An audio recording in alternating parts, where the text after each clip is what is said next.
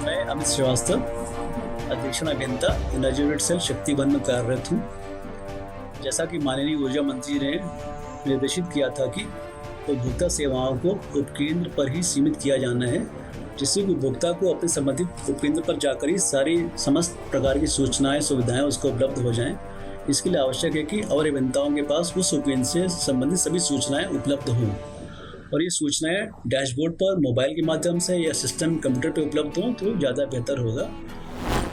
इस डैशबोर्ड पर वाणिज्यिक आंकड़ों के अतिरिक्त उपकेंद्र से संबंधित अनेक सूचनाएं भी उपलब्ध रहेंगी, जैसे कि रोज़मर्रा के काम में आवश्यकता पड़ती है कि हमारे बिजली के तारों के बीच में कितना क्लियरेंस होना चाहिए, बिना दुर्घटना के हम शटडाउन कैसे देते हैं, दुर्घटना होने पर हमें किन उपायों का प्रयोग करना है, या उपकेंद्र पर कितने ट्रांसफार्मर की क्षमता क्या स्थापित है, कितने फीडर है, सारी सूचनाएं भी उस पर और अभियंताओं द्वारा भरी जानी है। आइए देखते हैं इसका कैसे प्रयोग करते हैं।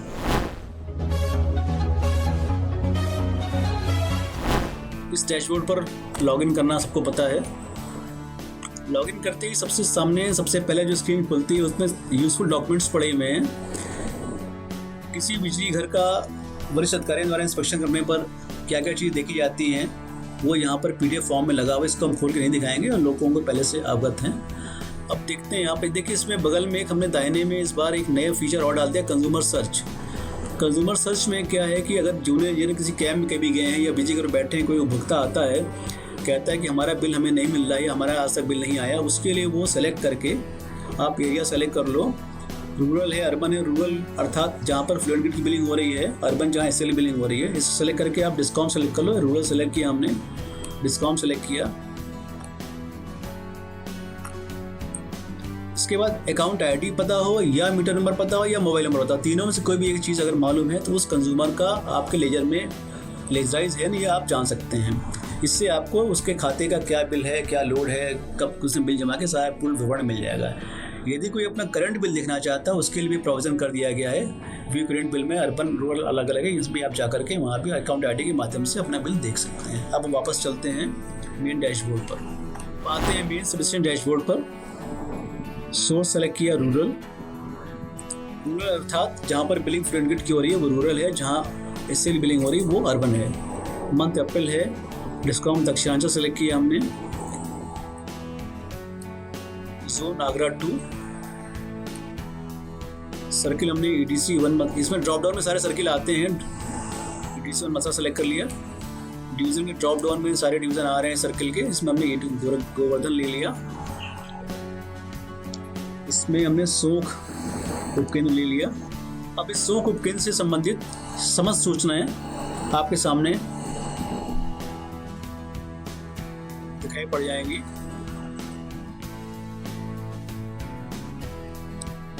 ये जो ऊपर पैरामीटर आ रहे हैं ये संबंधित और अभियंता को एडिट करके फिलअप करनी है। पासवर्ड सभी जूनियर अभियंता को पहले भी सभी और अभियंताओं को पहले भी दिए जा चुके हैं। यदि लॉगिन करने में पासवर्ड देने में कहीं कोई किसी को असुविधा होती है वो सीधे मुझसे बात कर सकते हैं, या जोन स्तर पर, डिस्कॉम स्तर पर मेसर्स RC PDCL या टाटा पावर के लोग उपलब्ध हैं, उनसे संपर्क कर सकते हैं। सब स्टेशन की क्षमता आ रही है, इसमें सबस्टेशन की टेस्ट विगत पर कब टेस्टिंग की गई है वो डेट होनी चाहिए, इसमें भरी नहीं हुई है, भरना चाहिए था। जूनियर इंजीनियर नाम आ रहा है अनिल गुप्ता, कॉन्टैक्ट नंबर आ रहा है, कितने ट्रांसफार्मर स्थापित हैं, किस क्षमता के हैं, कब लगे थे, सारा विवरण इसमें आ रहा है। कैप्चर बैंक लगा है नहीं लगा है वो विवरण भी है, कितने ट्रांसफार्मर्स हैं ये आप खुद देख सकते हैं। इसके बाद इसमें एक चीज़ व्यवस्था और की गई थी, आपके कितने लेवल की फीडर वहाँ पर हैं एज पर सिस्टम, एक्चुअल में कितने हैं, यानी कि बिलिंग सिस्टम में कितने फीडर आ रहे हैं। और हो सकता है कभी कोई नया फीडर बनाया हो आपने, वो अभी फीडर सिस्टम में अपलोड ना हुआ हो तो उसकी गिनती ज़्यादा होगी। यहाँ पर दोनों 5 ही आ रहे हैं, दैट मीन्स जितने फीडर सारे हैं, लेकिन कहीं पर हो सकता है कि सिस्टम में 5 फीडर हों, फिजिकली 6 हों, 7 हों। ऐसा इस अहमियत को दूर करने के लिए उसको सिस्टम में अपलोड कराया जाना आवश्यक होगा। कितने डिस्ट्रीब्यूशन ट्रांसफार्मर लगे हैं, गिनती 260 की आ रही है। जितने डैमेज हो यहाँ पे आपको फिजिकली भरना होगा। कितने ट्रांसफार्मर की आपने बैलेंसिंग करी है डेली या वीकली, वो यहाँ पे उल्लिखित होना चाहिए। फीडर पेट्रोलिंग एक ऑप्शन होता है, बड़ा अनिवार्य अंग है जूनियर इंजीनियर के क्रियाकलापों का। तो उसमें फीडर पेट्रोलिंग कितनी करी आपने, जब पेट्रोलिंग करी हमें क्या निमित्ताएँ मिली, यहाँ पर गिनती आनी चाहिए। क्या हमने एक्शन किया, ये सारे यहाँ पे भरा जाना है। आप इसको खोल के भरेंगे तो बड़े ईजिली इसको आप भर सकते हैं। इंस्पेक्शन किसी बड़े अधिकारी ने आपके यहाँ कभी किया है तो यहाँ पे इसका नाम आ जाएगा, और इंस्पेक्शन किसने किया वो भी यहाँ पे ये मैं नहीं कर पा रहा हूँ, अवर अभियंता एडिट जब करेंगे इसको तो यहाँ पे फील्ड खुल जाएगी। उस उपकेंद्र पर कितनी एप्लीकेशन पेंडिंग है, अगर कोई वरिष्ठ अभियंता कोई वरिष्ठ अधिकारी वहाँ पे जाता है जांच करने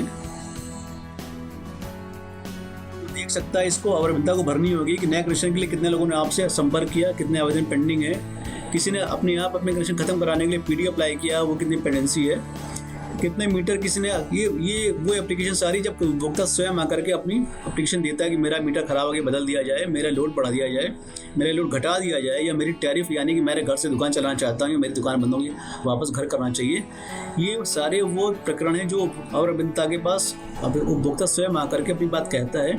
ये तत्काल निवारण हो गया है नहीं हो गया, ये पेंडेंसी उसको वहाँ पर दर्ज करना है। ये क्वेश्चन सारा जो पहले हमने अभी तक बोला हमने, और अभियंता को स्वयं एडिट करके भरना है अपने पासवर्ड से। इसके बाद ये आते हैं वाणिज्य आंकड़े। उस उपकेंद्र पर ये सारे आंकड़े ऑनलाइन हैं, जो लेजर में हैं वही यहाँ दिखाई पड़ रहा है। कैटेगरी वार कितने उपभोक्ता हैं सारी गिनती यहाँ पर आ रही है। इसको अगर हम क्लिक करेंगे तो सारे उपभोक्ताओं का विवरण भी खुल जाएगा, बड़ी लंबी फाइल खुल जाएगी, समय लगेगा। आपको हम छोटे कनेक्शन दिखा देते हैं। ऐसे HVTO कनेक्शन यहाँ पे 4 दिख रहे हैं, 4 को अगर हम क्लिक करते हैं 4 कौन कौन से यहाँ पे दिख जाएंगे। इसमें देखने के लिए हम व्यू करेंगे, और अगर एक्सपोर्ट एक्सेल करेंगे एक्सेल फॉर्म में आकर के फिर प्रिंट भी कर सकते हैं।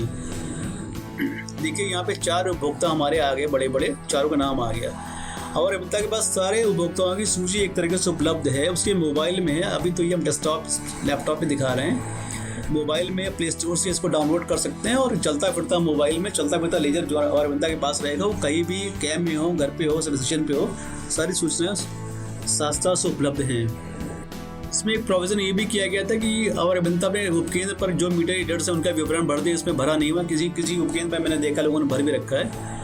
अब आती है बात एक्शनेबल पॉइंट्स की। और अभियंता जब बिजली घर पर सुबह पहुंचते हैं तो ये समझ में नहीं आता कि हमें आज क्या करना है।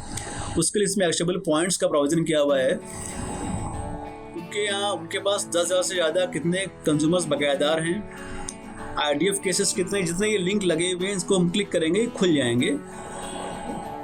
नए कनेक्शन कितने पेंडिंग है, फर्स्ट बिल कितने पेंडिंग है, ऐसे कंज्यूमर जिनका नेगेटिव असेसमेंट आ रहा है, अनबिल्ड कंज्यूमर कितने हैं 10 किलोवाट से ऊपर, अनबिल्ड कंज्यूमर 10 किलोवाट से नीचे कितने हैं, ऐसे कंज्यूमर कितने जिनका कि हमने MU बेस्ड बिलिंग नहीं करी है, ऐसे ये रेंज है 10 किलोवाट से ऊपर 10 किलोवाट से नीचे का।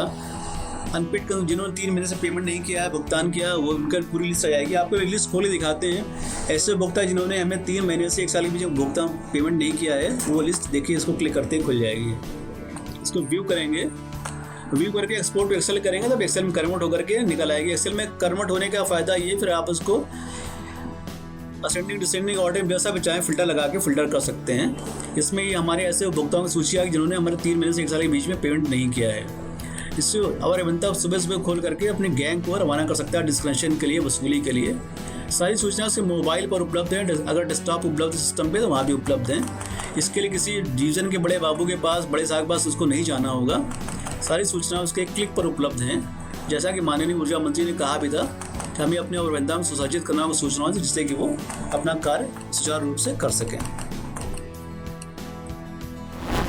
एक्शनेबल पॉइंट्स के बाद में और अभियंता अपने उपकेंद्र से संबंधित सारे वाणिज्यिक आंकड़े भी देख सकते हैं। सभी उपभोक्ताओं का सैंक्शन लोड कितना है, कितनी % हमने बिलिंग करी है, कितनी उसको ऊर्जा मिली है, कितना असेसमेंट किया है, बिलिंग एफिशिएंसी कितनी है, कलेक्शन जैसे इसमें देखो आप इस बिजली घर पर बिलिंग एफिशिएंसी 44% है, कलेक्शन एफिशिएंसी 69% है, पैसा 70% कम, इसमें 70% पैसा आया है। लाइन लॉस 55% आ रहे हैं, एटीएनसी लॉसेस 69% आ रहे हैं। बिलेबल कंज्यूमर का विवरण है, टर्नअप है, यानी कि जितने हमने बिल्ड कंज्यूमर थे उनमें से कितने लोगों ने हमारे पास उस महीने में पैसा आगे जमा किया है। टर्नअप रेशियो आ रहा है, थ्रू रेट आ रहा है, ABR आ रहा है। जो भी सूचना है हम लोग MD लेवल पे, चेयरमैन साहब के लेवल, मंत्री लेवल पे मॉनिटर करते हैं। सारे बिजली घर के लेवल पर भी जूनियर जिनके पास में उपलब्ध हैं। इसमें एक बात ये बोलनी थी, अगर कहीं पर लॉसेस अप्रत्याशित रूप से कम या ज़्यादा आ रहे हैं, बहुत नेगेटिव आ रहे हैं, तो हो सकता है टैगिंग का इश्यू हो।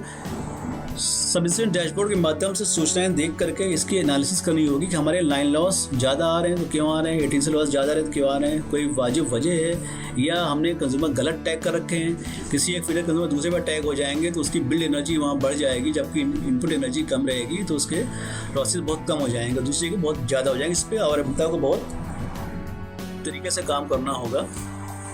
इसके बाद नीचे लास्ट में एरियर का एक ब्रेकअप दिया हुआ है कि हमारे डिफ़ॉल्टर्स 3 महीने से कम कितने हैं, 3-6 महीने वाले कितने हैं, मतलब उसकी बकायदारों की एज एनालिसिस भी करी हुई है। यह भी अवगत कराना है कि इस डैशबोर्ड में कुछ और प्रावधान कराए जा रहे हैं। इसको सीधे झटपट पोर्टल से लिंक कर दिया जाएगा। झटपट पोर्टल पर कितने कमीशन प्राप्त हुए, कितने पेंडिंग है, उसकी सूचना केंद्रवार उपलब्ध हो जाएगी। एवं रेट पोर्टल बना हुआ है, रेट पोर्टल से भी इसको लिंक करने का काम कराया जा रहा है। उस उपकरण से संबंधित कितनी रेट्स हुई, कितने केसेस में असेसमेंट किया, कितने वसूली हुआ, इसका विवरण उपलब्ध रहेगा। इसके अतिरिक्त भविष्य में जो भी रिव्यू किए जाएंगे वो केंद्रवार इसी डैशबोर्ड के माध्यम से किए जाएंगे।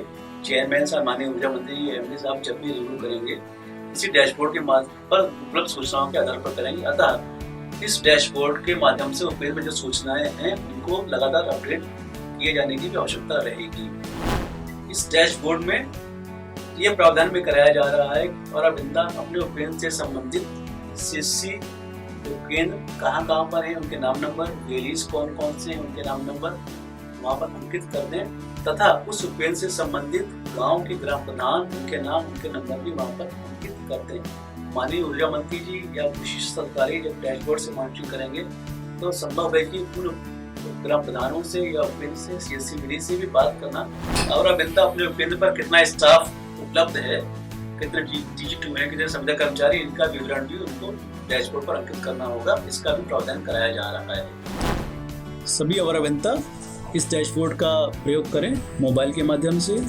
अथवा अपने लैपटॉप डेस्कटॉप के माध्यम से। और इसमें अगर कुछ सुझाव है, सजेशन है, कोई और फीचर्स ऐड करना चाहते हैं, स्वागत है, वो बता सकते हैं। धन्यवाद।